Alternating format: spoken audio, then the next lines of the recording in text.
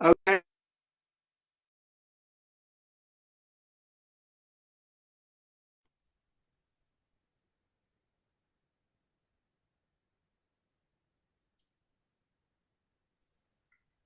Hi there. I think we've got everybody joining us. We've probably got a few people coming together now, but we've gone past 9:30, so I'd like us to make a start if that's okay with everybody. My name's Nigel Richardson. I'm former Director of Children's Services at Leeds City Council. It's my pleasure to invite you all to this session today. We've got about an hour, and we're looking at all aspects of lifelong links, building lasting, loving relationships for children and young people in care. And it's predominantly information sharing. So there's a few things I want to say by means of introduction, and then I'm going to hand over to Kathy Ashley, the Chief Exec of Family Rights Group, to get things going. In terms of housekeeping, we are tight on time. I'll do my best to keep everybody in check. One of the most important things is, given we've got over 80, something like 85 participants, I think, due to join us, is please ask whatever questions you want in the chat. We won't get through all the questions. We've got a short Q&A session around 10:15 ish planned. We won't get through all the questions, I suspect, and all the things people want to ask, but you will get an answer to any question that you post from the Family Rights Group team after the event. And you're more than welcome to send any other questions and observations you've got in after the event as well. I think the idea really is that everybody who's showing this interest will keep in touch. There's obviously a huge amount of interest in this particular piece of work, given the government's push towards some new legislation, particularly around the idea of family group decision making coming into the legislation. So one of the things I want to say is part of my experience as Director of Children's Services in Leeds.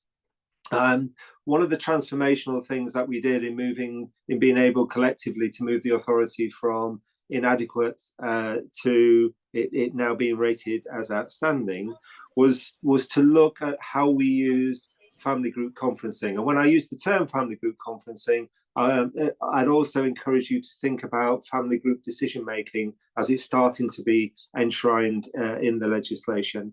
And this idea around lifelong links, that everybody is connected to somebody, and despite our best efforts, a considerable amount of young people who enter the care system or in the care system or leave the care system have some of those key and important relationships fractured or broken. And part of our professional responsibility, I would argue, is to help restore and maintain and nourish those important relationships. And one of the approaches that has stood the test of time and is continued to grow and blossom is the approach around lifelong links. And at its heart is the idea of family group conferencing. At the moment, we have some new legislation coming through that talks about family group decision making. It lacks a definition. I'd encourage all of you working within local authorities or whatever organisations you're working in, as you watch this legislation move forward, is to start to think seriously about how we define family group decision making. And a proposition that's going to come out of the presentation today is there is a huge amount of evidence to suggest that family group conferencing and the process that sits behind it is worth serious consideration about how you might approach implementing something like lifelong links and adopting the principles of family group conferencing as you move forward. Try and move away from the idea of a project or a model and think about a way of working that is an entitlement, creates an entitlement for children, young people, and their families, however you define family, which is another important thing. So I'm going to ask you just to think about that as we move through the rest of the presentations. I'm going to hand over to Kathy, who's specifically going to talk about what is lifelong links. Please put your questions into the chat, and any of the issues that you want to raise. The more of those we get, the better, and we can share those. And there will be a collection of slides that are going to be used, which you're also able to obtain after the event as well. So Kathy, so welcome to everybody. Thanks for your time. Please try and get out of it what you want out of this particular session. And I'll hand over to Kathy Ashley, Chief Exec of the Family Rights Group. Hi, welcome everyone, and do put your details, introduce yourselves in the chat as well, because it's really lovely to see who's on this virtual meeting. So the mission of Family Rights Group is to create a more socially just society in which the child welfare and family justice system supports children to live safely and thrive within their family, while strengthening the family and community ties of those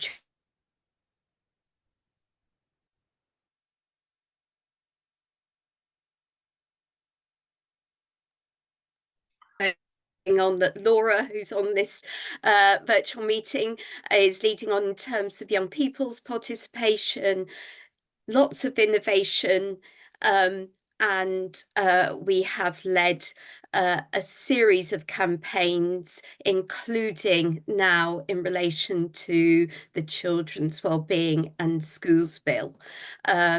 So Family Rights Group introduced family group conferences into the UK in the 1990s.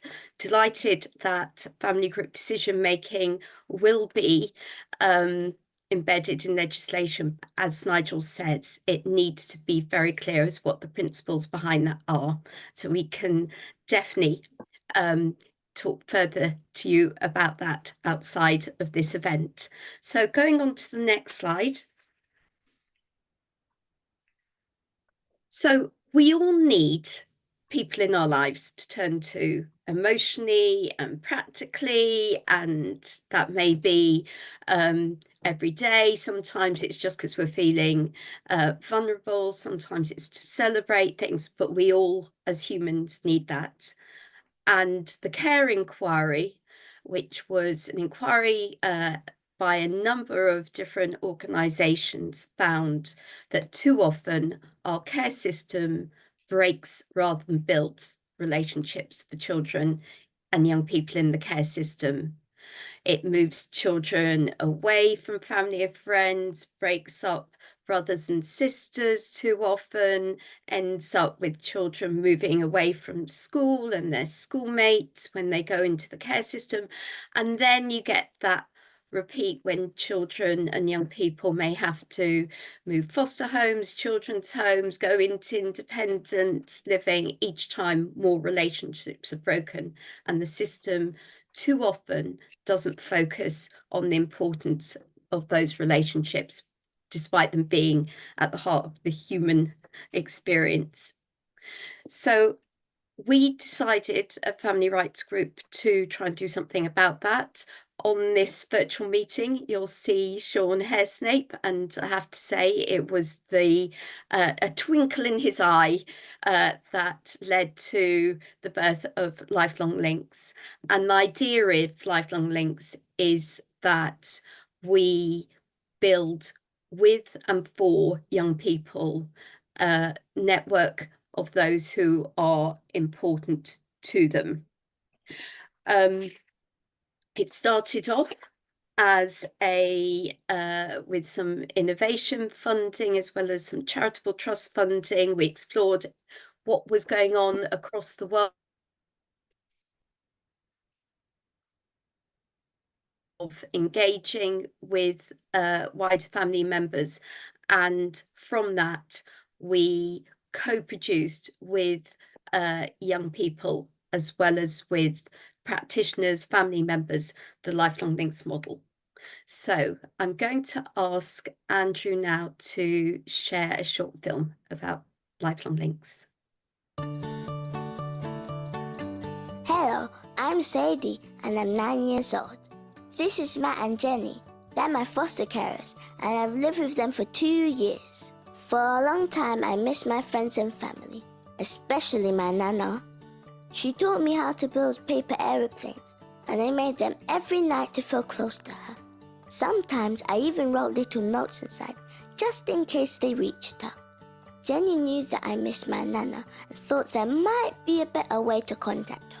One day, a very tall man called John came to visit. Here he is. He's a lifelong links coordinator. I wasn't too sure what that meant, but he said he was like my very own private detective and would try and find the people who I was missing. Nana! John asked if there was anyone else, and we drew lots of pictures of my happy memories. Before Matt and Jenny, we talked about who was important to me and in what ways they helped me. I drew my friend Lizzie who lived across the street and Lizzie's mum. She made such delicious spaghetti and looked after me when my mum couldn't. John took pictures of my drawings and then went off to do detective-y things. Each time I saw him, John would chat to me about the different people he had found. Some people I didn't even know, but they knew me and wanted to see me. After a few weeks, John told me he had some exciting news. He wanted me to help him plan a party called the Family Group Conference in my honor. When the day of the party arrived, lots of people that I really cared about came, including my nana and my mum. My cousins in Ghana even sent me a video message. It's been more than a year since the party, and I'm still in touch with everyone, thanks to the plan that was made for me. I go for walks in the park with Mum. I have a video call with my cousins in Ghana on Sundays, and I go around to Lizzie's for dinner every month. Spaghetti. But best of all, I get to see Nana every week. I still throw paper planes, but now I don't need to write notes inside of them because Nana's right beside me.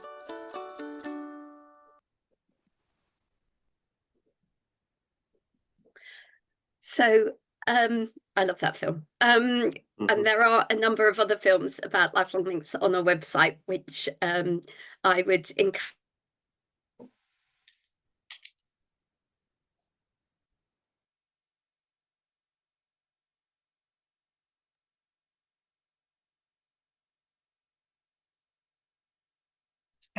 Absolutely in the middle. Because it is, oh, somebody said sound has stopped. Is it okay for people? We could hear you now, Kathy. You broke. Okay. We lost you, and then you're back. Okay, I will. So as you will see from this slide, the child is absolutely in the middle.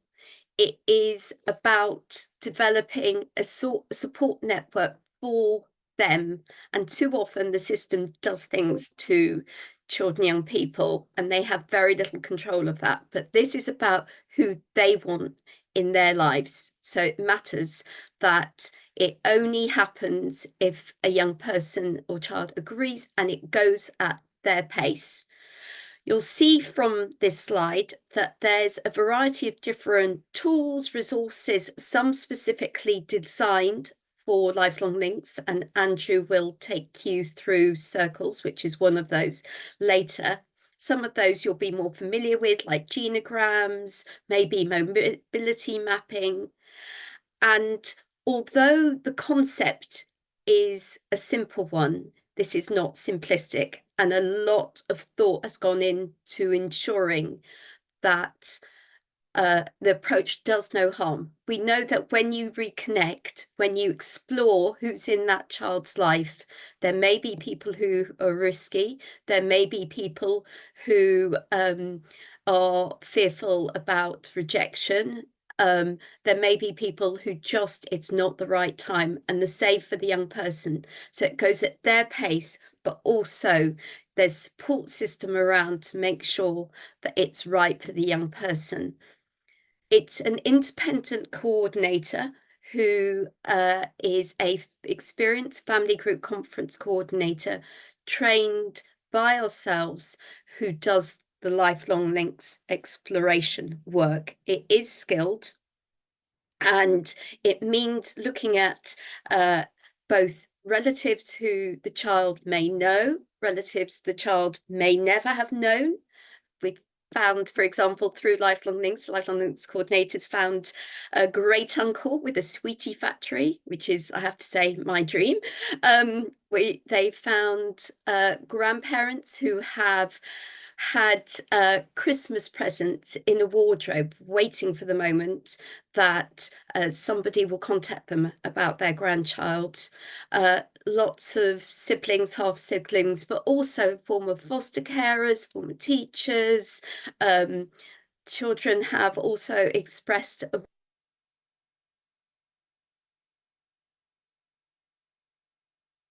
formerly lived. And crucially, it's a whole organisation approach. So that's resonating with what Nigel said, is that this is not just about a model, it's about also trying to shift the culture of the organisation so those relationships aren't lost in the first place. On to the next slide.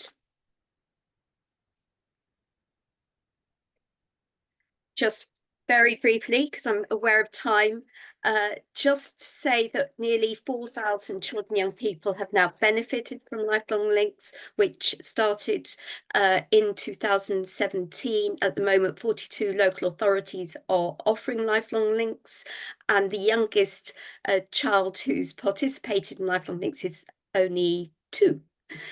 So although it's also suitable for care leavers, so for all ages.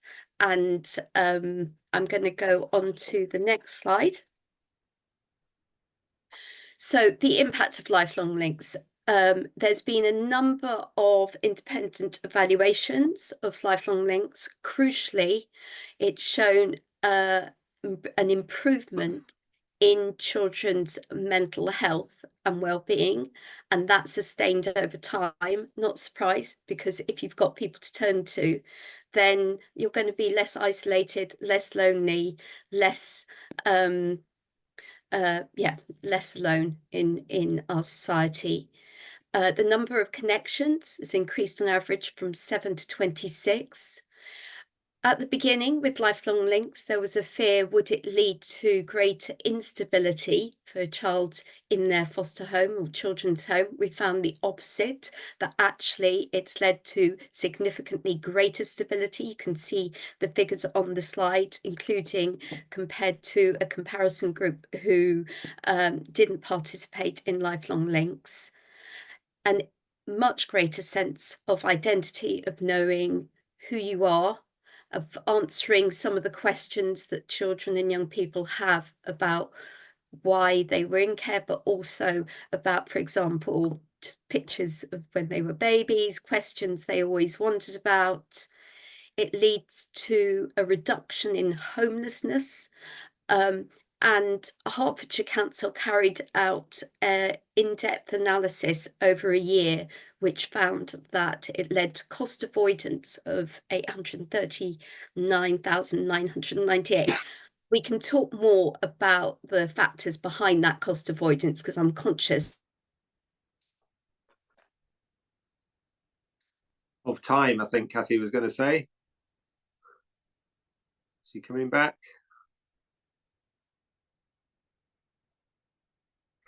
Okay, I think we lost Kathy. So can I say thank you to Kathy and for her contribution about what is Lifelong Links.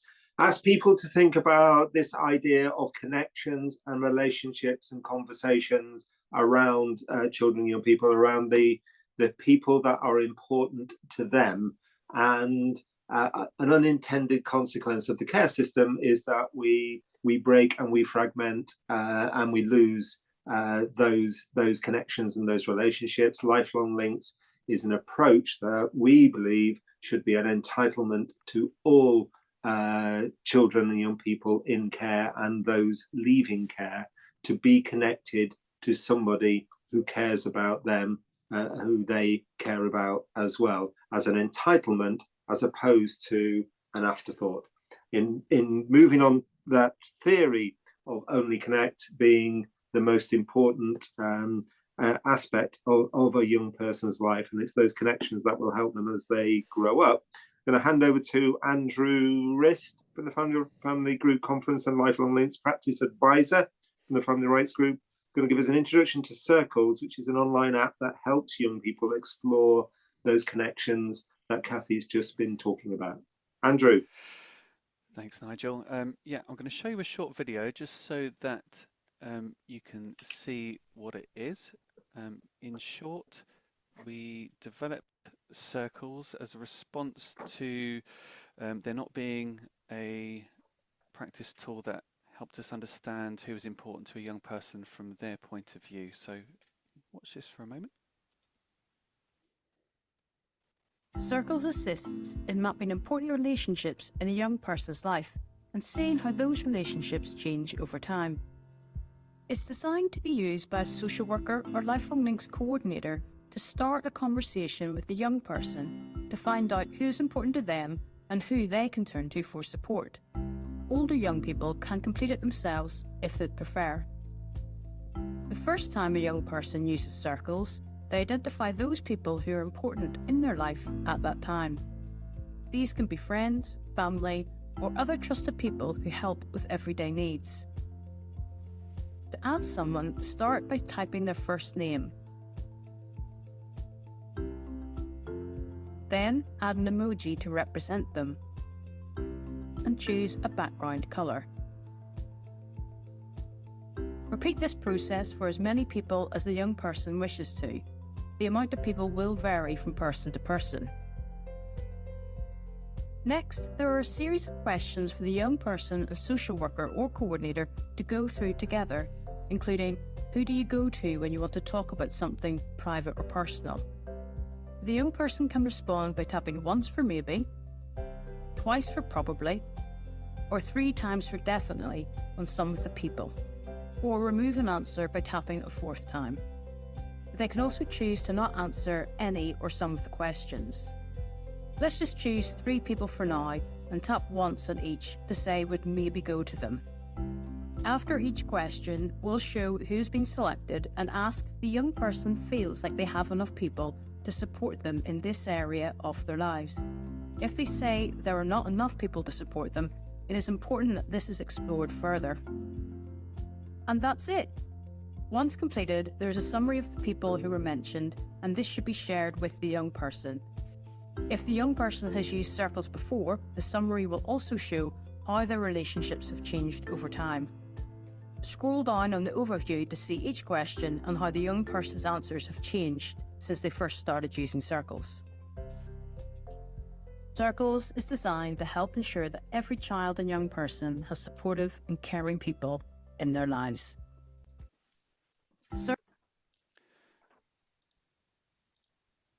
So being in care can sometimes feel like a journey with a lot of change, new faces, new places, and big decisions that aren't in your control. But one thing that should never feel uncertain is knowing who's there to support you and who's truly there for you. And I suppose that's where Lifelong Links comes in and where Circles can help.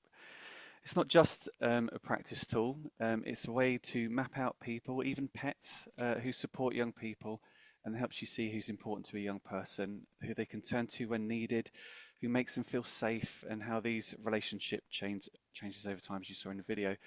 Maybe a new friend has stepped up, maybe a foster carer has made a real difference. Circles helps practitioners challenge assumptions about who's important to a young person's in a young person's life. That's very important. And as you can see, it's very interactive, visual, and designed to reflect a young person's unique lived experience.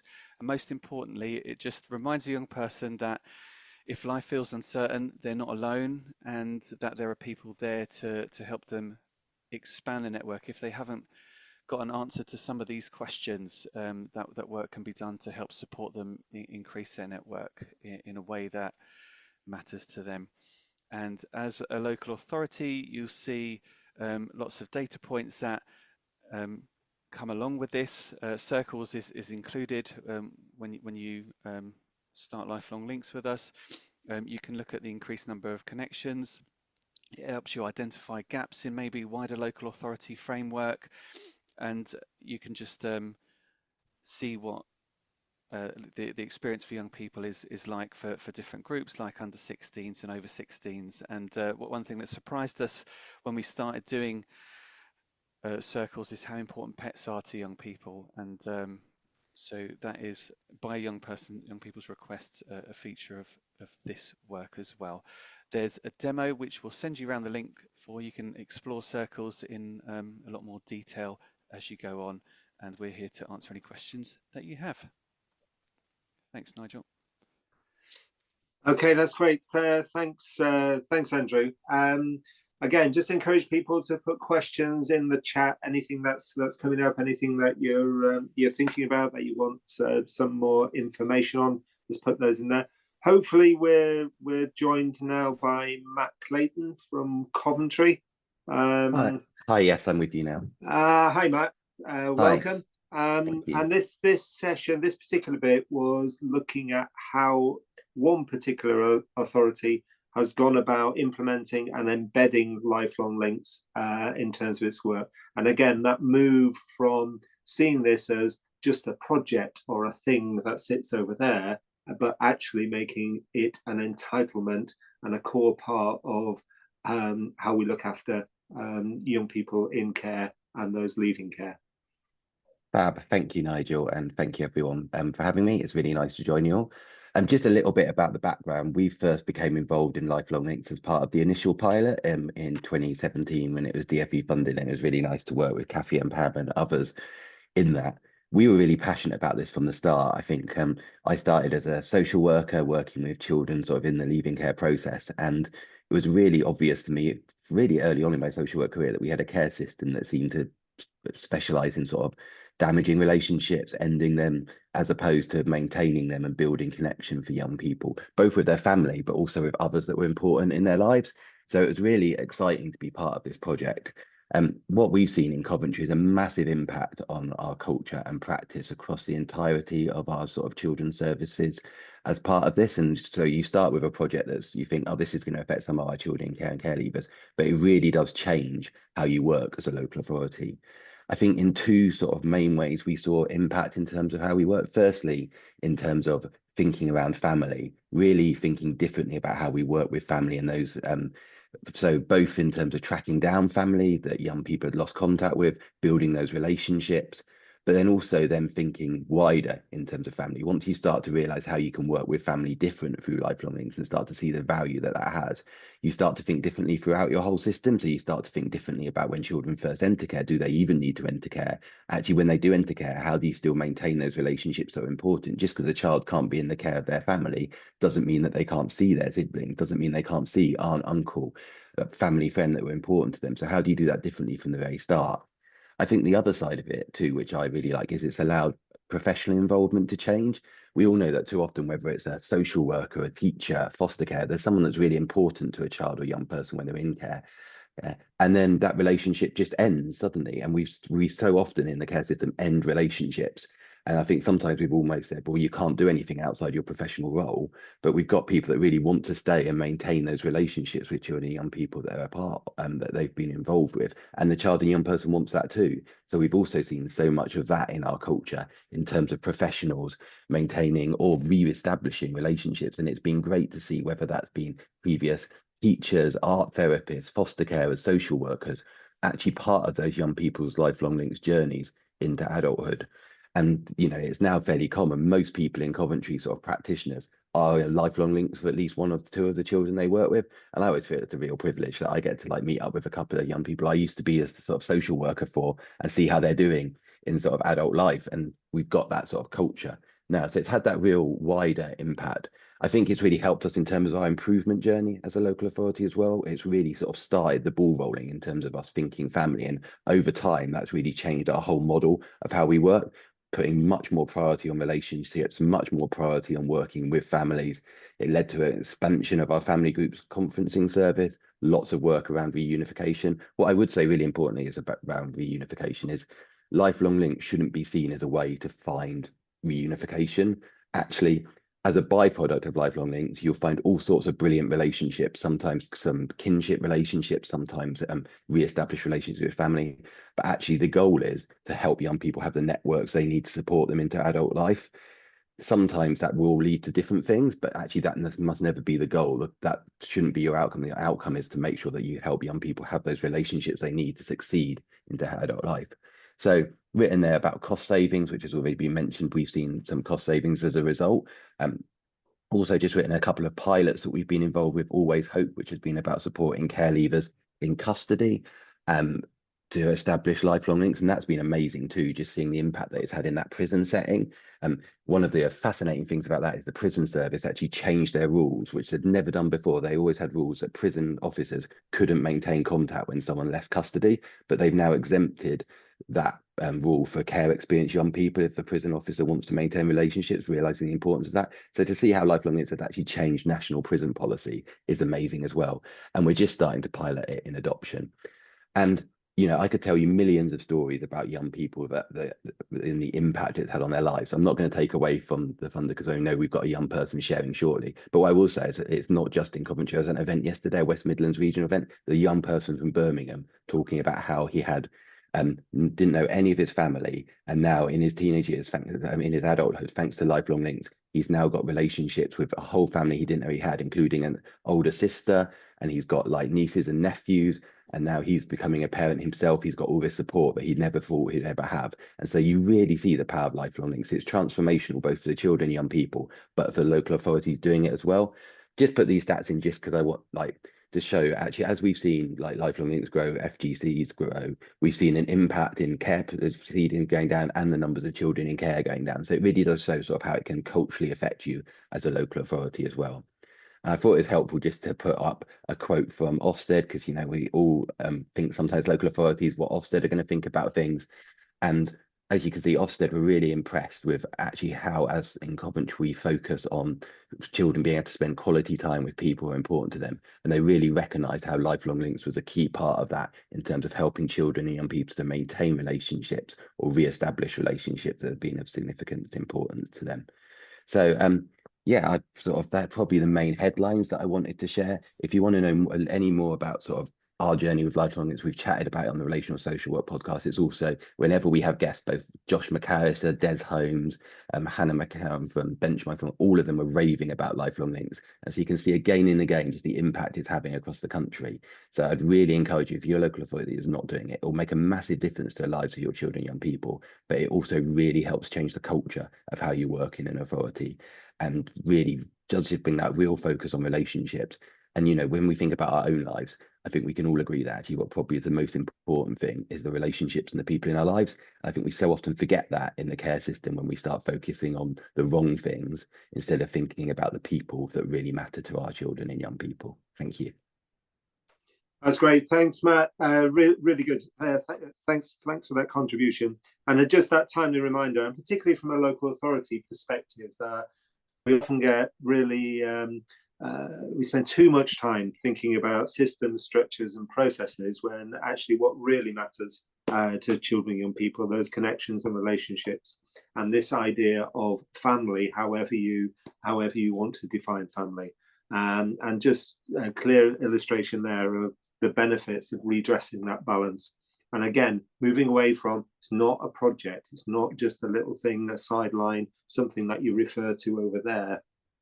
If you get round to it, it's a core part of our statutory responsibilities, I would argue, in terms of the quality of the service we want to offer to children and young people. So moving on and looking, as Matt referred to, we're lucky to be able to have Louis with us today. And now I'm going to hand over to Laura, who's a social work advisor with Family Rights Group. Louis is a care experienced young person who's very kindly agreed to share his story. And I know he's supported his support worker Ellie with us as well. So moving on to Laura. Thank you. Thank you very much. Thanks, Nigel. Yes, I'm Laura Bissell. I'm a social work advisor at the Family Rights Group, and I also lead on young people's participation as well. And I'm joined by Louis here as well, and Ellie. Excellent. I love when the technology works. So, Louis, are you okay to introduce yourself? Yeah, sure. Hi, I'm Louis. I'm from Bath North East Somerset Council, where Lifelong Links is currently part of their author. I'm 20 now. I was 19 when I started with Lifelong Links, and I'm currently studying medicine first year at Uni of Bristol. Thank you very much. Ellie, can you introduce yourself? Yeah, I'm Ellie, Lifelong Links Coordinator. I've been working with Louise since spring, summer last year, I think. Hard to remember. Yeah, that's me. Fabulous. So me and Louis have just agreed a couple of questions that we're going to kind of discuss to kind of share Louis' experiences of Lifelong Links. So Louis, can you tell us why you agreed to a referral for Lifelong Links? I can't lie, I was very skeptical about it. For like a couple of years, my social workers had been asking me to do it, but I think it was the transition period for me from like sixth form to uni where there was a real break. And I started thinking more about like, I was seeing people's parents get them ready for university, you know, helping them buy their stuff and supporting them through the transition. And I was like, I think part of my not wanting to be a part of it was sort of because I had loads of friends. I had a really good support network in terms of that. And I was like, I don't need anyone else. But it sort of made me realise the importance of different types of people. Okay, thank you. So Louis, what was Lifelong Links like for you?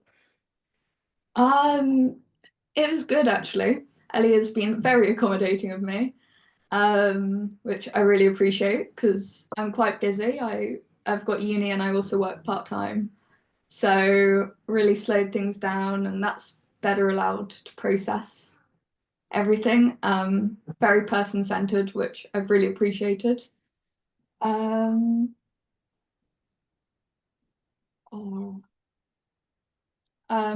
like the drawing of it. I really like that. That's just, I'm quite a visual learner, so that helped me. And also throughout my time in foster care, I'd never really had any life work done with me before. So I went in when I was quite a bit younger, but no one had really ever discussed that with me. So although that's not intentionally what you do, it was sort of it was interesting to sort of explore that a bit further and important people in my life. You engage with the mobility mapping so well. Sorry to like leap in, but and it's a work of art. Louis' mobility map is just a beautiful thing. It's so Louis, are you able to tell us about the people that you've identified through the mobility mapping?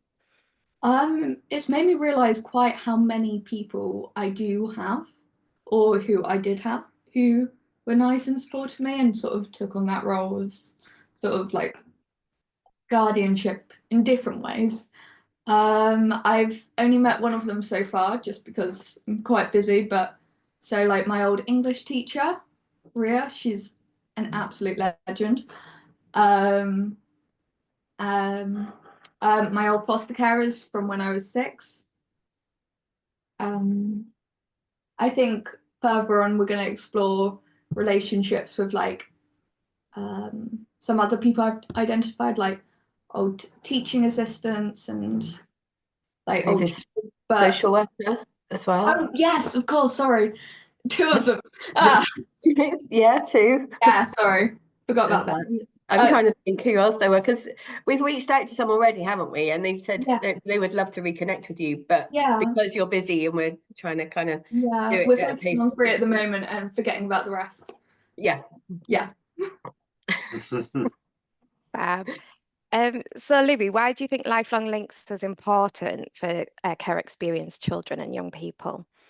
I did a bit of research for this question. I hope people don't mind me like data spewing at them, but there was a bit of information released in November 2024 on the survey of young people leaving care, and it was one of the statistics was 52% of care leavers, so 17-year-olds specifically, go back to live with their parents, their original parents, which obviously reunification is what the care system is about. I think as professionals, we can all acknowledge here that that might not necessarily be because that's in the child's best interests, but rather they don't feel supported to transition through to adulthood, and they don't have a good enough support network outside of their family. So it's what they know, it's what feels safe. And maybe they don't trust that their social workers will be able to best support them. So I thought that was a really interesting statistic. So for me, I'd say if I was looking back at my own situation, that having a bigger support network who could support me to go through uni, do interview questions, those would all have like hired my aspirations. And I did not go back to live with my parents. That was far from what I wanted, but I can recognize why some young people might feel like that's their only option, especially with the high levels of homelessness faced by young people. So yeah, I think it's also important because the idea was that it takes a village to raise a child, but we don't have that due to like individualization of like family groups. So I think bringing back a wider support network, different influences, is really important to a young person's well-being. Yeah, and also because the relationship is managed by a PA or social worker, it supports, sorry about the drills, it supports young people to sort of learn to make long-term relationships work, and they can be supported throughout that. And it's also, I think, often people who want to support you in life often overcommit themselves. So that discussion at the start of what are you capable of giving, what is reasonable for you, is a really important one to have, and it sort of helps them. Ellie used the phrasing of not let, like something about them getting swept up in the romance of it. Yeah, well, I think people do. I think people are so pleased to be reached out to and to know that they've meant that much to you. Because I think from both sides, I think you can, you encounter people in life and you might think of them, but you might not necessarily think that they really think of you later on. So I think professionals can be so thrilled to know that they have meant so much to a young person on their journey, that it can be a bit like, oh yeah, I want to do everything, because people do want to do everything, but without kind of really being honest with themselves, I suppose, about what they are able to commit to. So yeah, we do have clear conversations about that. Yeah. We don't want you to feel let down, is ultimately well, trying to avoid. Good. If anyone's got any questions for me, I'll hang around in like the group discussion bit, and if you just preface it with like maybe I'll try and get back to you. That's great. Thanks. Is that okay, Laura? Have you got any questions? I was just going to say thank you very much to Louis. That's great. No, thanks, Louis, and thanks for sharing. It's always a big thing when people come on and actually share their personal story. So we do appreciate it, and I'm sure people will have lots of questions for you. I had a very quick one, Louis. What course are you doing at university? Medicine. Oh wow, brilliant. Going well? Yeah, fantastic. Excellent. Good. Excellent stuff. So there we heard from Louis. Thanks for that. Thanks to Ellie as well, and thanks to Laura. And if you ever wanted any more evidence of this whole idea of build not break, there you have it in an individual story, and you can probably take Louis' story and multiply that across the entire care system, and then you can think of the enormity of the challenge ahead, but also the huge benefit that's out there if we can get this right, and we can start to get lifelong links and the use of family group conferencing embedded in the way that makes a genuine difference to the lives of young people. I was going to go straight to Pam, but the role of the chief executive of the Family Rights Group means she's allowed to pull rank occasionally, and Kathy's asked for an extra minute to compensate for her freezing on everybody before, to talk specifically about this idea and the campaign of Build Not Break. So I'm going to hand back over to you, Kathy. An unfrozen Kathy. I really have. If it freezes again, then just dispense with me. But aside from a huge thanks to Ui and Ellie, and to Matt, who very helpfully just addressed the fact that Lifelong Links is for every child and young person whose care experience who wants it. So we continue looking at which children are not being offered Lifelong Links and thinking about what are the barriers. So we've got guidance about working with non-verbal children, with unaccompanied children. Matt mentioned care experienced young people in prison, and I just wanted to also highlight the work that's now going on in relation to adapting Lifelong Links for adopted children where their adopters are in agreement with Lifelong Links being used as a way of exploring who from their birth family and past could be part of their lives. In London, Lifelong Links London, we've got 3 authorities that are aspiring to be flagship authorities, which is a commitment to offer Lifelong Links to all care experienced young people under the age of 28. So really thinking about those older young people. And it's part of our aspiration that every young person, care experienced young person and child should have a right to be offered Lifelong Links. And that's basically the Build Not Break campaign. And we would love it if you all could get behind that campaign. One of the things that's happening at the moment in terms of the bill is that the government is strengthening the staying close duties, and that includes the importance of relationships. So when you're we lost her right in full flow, I think there. I think we have. Unfortunately, I think people got the gist of that. Kathy's promoting the asking people to spend a bit of time looking and understanding a bit more about the Build Not Break campaign and joining and supporting that wherever possible. I'm going to jump straight to something's just gone in the chat to provide the link for people there. Straight to Pam, who's Principal Social Worker and Programme Director for Family Rights Group, who's going to talk about how Family Rights Group might be able to help your particular local authority. Thanks, Pam. Thank you, Nigel. So I'm going to keep this brief so that we've got an opportunity for questions. And so Family Rights Group is the organisation that offers training and consultancy for Lifelong Links. So it's training, as you've heard, for Family Group Conference coordinators to become Lifelong Links coordinators, and we offer that training online. And we have consultancy as our specialist practice advisors, a number of whom are on the call today, offer, and that really is, we fit that to meet the needs of each individual authority. So it's bespoke. You have access once you're we've got a contract with you, you have access to our resources, including the Lifelong Links Toolkit, and Kathy touched on the practice guidance, which is, so we've got practice guidance for working with unaccompanied children, working where adoption is a feature, and then Kathy talked about the guidance we've developed for working with adopted young people as well, and the pilots that we're doing with that. But we've also got resources for working with non-verbal children, with young children, with brothers and sisters. So we're continually developing our practice guidance. And we're working at the moment, we've got a project working with children in children's homes as well, with some authority. So just really thinking about those children who maybe don't always get referred for Lifelong Links.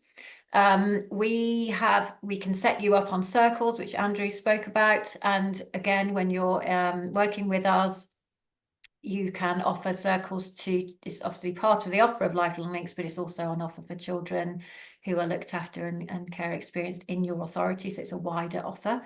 There is peer support, there's a community of practice for Lifelong Links. We set up or facilitate managers meetings as well as practice learning sets. So lots of sharing of sort of challenges and opportunities with Lifelong Links.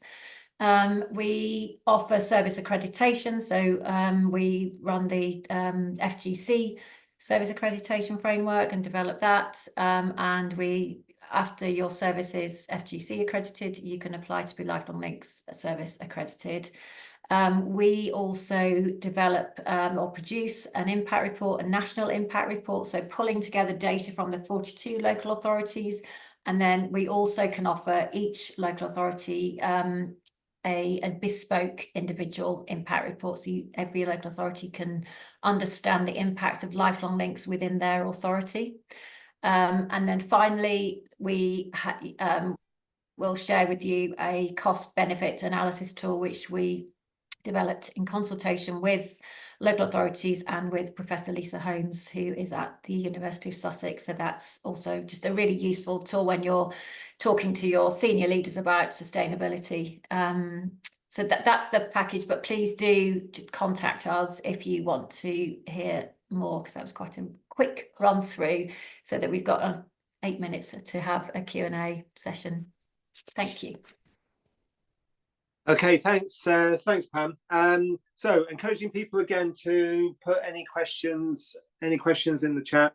I've got 2 or 3 that I've just picked up, which I think some of the answers might be in there. So first question was, can you support separated migrant unaccompanied young people through Lifelong Links? Who from the Family Rights team, Family Rights Group, wants to answer that question?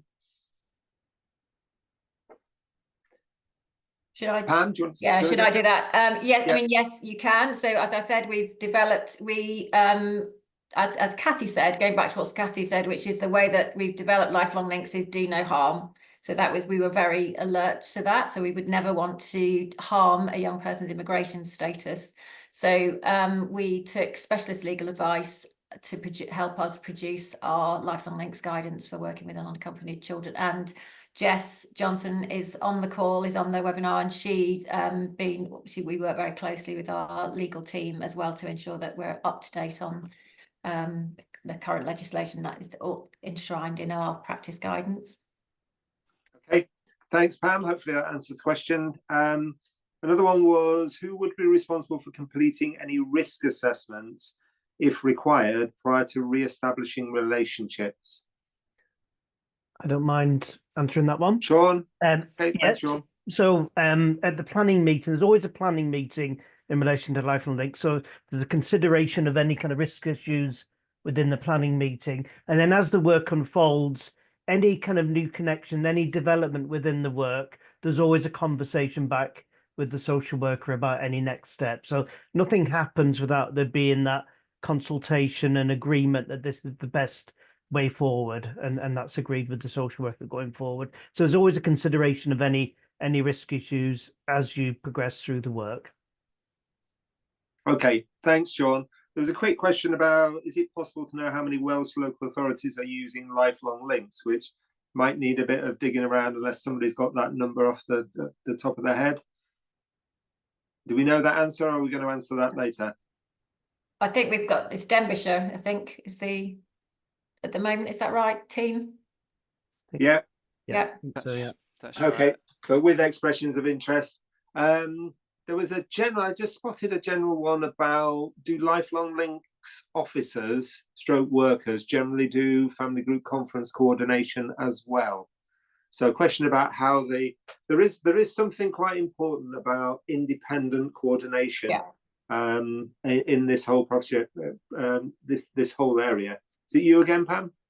I can. I mean, Sean might job, but yeah. Sean. So as I said, Lifelong Link coordinators have to be family group. You have to be trained family group conference coordinator and have experience of FGC. And then I think it's a mix. Sean, do you want to? Yeah, I think it is a mix. So some authorities will have where the coordinator just does Lifelong Links work. Some will have a bit of a mix. Lifelong Links work tends to take a little bit longer than FGC work. I think the other thing to say is that the evaluation, one of the key messages of the evaluation was what young people were saying. They really valued having somebody that had the time and the focus and the sole focus on just doing this work. So the independence and that they're not doing other things, they're just doing this, was really valuable to young people. And that was shown through the evaluation. Yeah, I think it is a really important point. And if you think about how we approach the whole notion of partnership at the moment, as you know, guided through the original aspirations of the Children Act, it's amazing how much we pile onto an individual social worker to try and magic up all these solutions, all these connections, all these relationships. So I know if I was a social worker practicing now, it's a bit of a gift to have an independent coordinator who can actually dedicate their time to helping you build those important relationships. Because what's happening while those relationships are being genuinely explored, and it's not just a quick ring round, it's a proper process to genuinely explore those relationships, is a whole new unknown resource is suddenly emerging before your eyes around that child and young person. And I think that's a huge matter. I've heard lots of, and we had this in Leeds, there's lots of resistance, lots of suspicion about it, that this was de-skilling social workers, it was taking the social worker task away from them.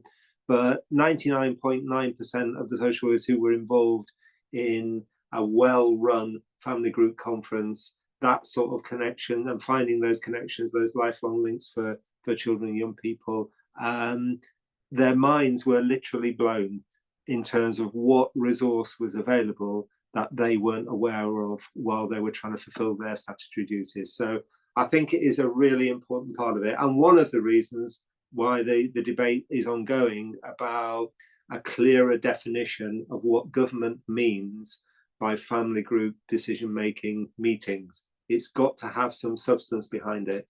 And I would argue that independent coordination activity is a critical one of those. So have we got any other questions that are flying in?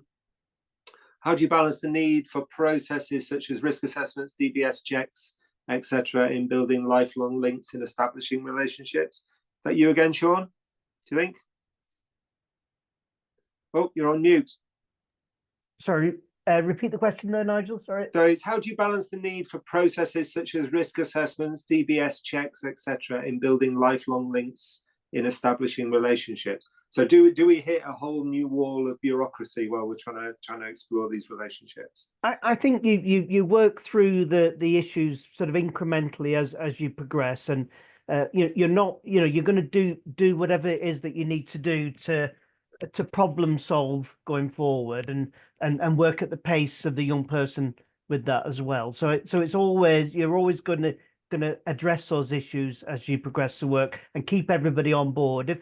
If people withdraw the kind of agreement, the consent going forward, then that causes a real problem. So you may need to reconvene, have further conversations with the people involved in the planning meeting if things become blocked.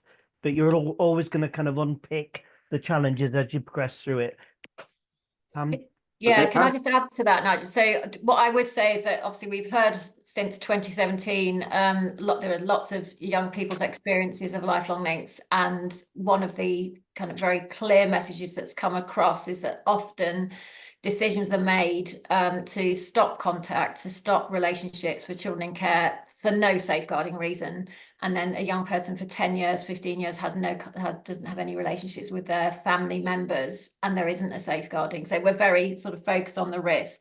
And the other sort of, when we talk about the system change, one of the key changes again is that local authorities, once they've introduced lifelong links, they look at their supervised contact and their arrangements for supervised contact. So again, revisiting those decisions that maybe for a 2-year-old were pertinent, and things change, people change over time, and the system doesn't really take that into account often when making decisions for children. But absolutely, safeguarding is at the heart of what happens in lifelong links, and the planning meeting is key to that, and the kind of engaging with the social worker in the first instance.